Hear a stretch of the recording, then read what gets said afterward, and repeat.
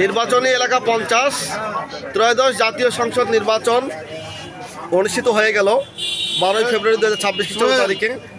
এই নির্বাচনে নওগাঁ সদর 5 আসন থেকে বিএনপি মনোনীত প্রার্থী জনাব জাহিদুল ইসলাম ধলু ধানের শীষ প্রতীকে বিপুল ভোটে জয়লাভ করেছে। এই ভোটে আপনাদের চাওয়া কি বলবেন, নিজের পরিচয় দিয়ে বলবেন।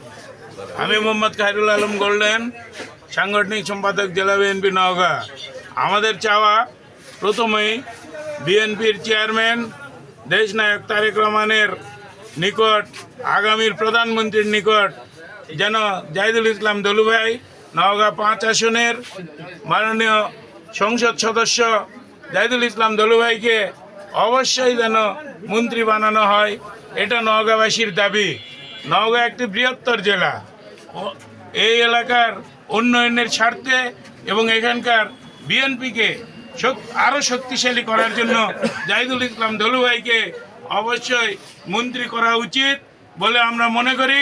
তাই আমি মাননীয় চেয়ারম্যানের কাছে আবেদন করব, অবশ্যই নওগাঁ 5 আসনের এমপি জনাব জাহিদুল ইসলাম ধলু ভাইকে আমাদের নওগাঁবাসীর মনের আশা পূরণ করার জন্য মন্ত্রী বানাবেন।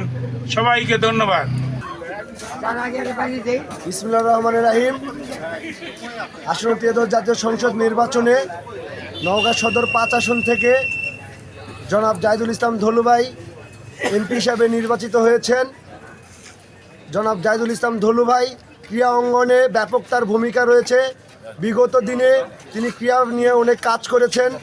নওগাঁ জেলা ক্রীড়া সংস্থার সাবেক 3 বারের সাধারণ সম্পাদক ছিলেন।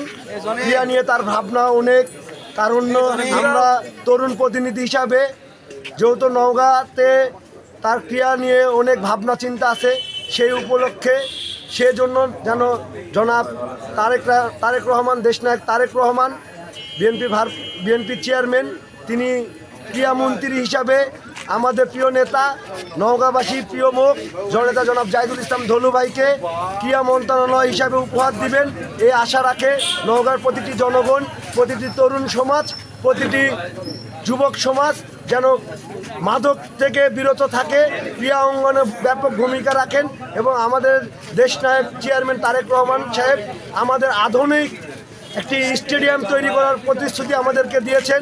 সেই অনুপাতে নওগাঁতে একটা ক্রীড়ামন্ত্রী বা ক্রীড়া প্রতিমন্ত্রী যদি থাকে তাহলে আমাদের জন্য ক্রীড়া অঙ্গনে ব্যাপক ভূমিকা রাখবে, এই আশা রাখি। ইনশাল্লাহ দেশনায়ক তারেক রহমান আমাদের মনের আশা পূরণ করবেন।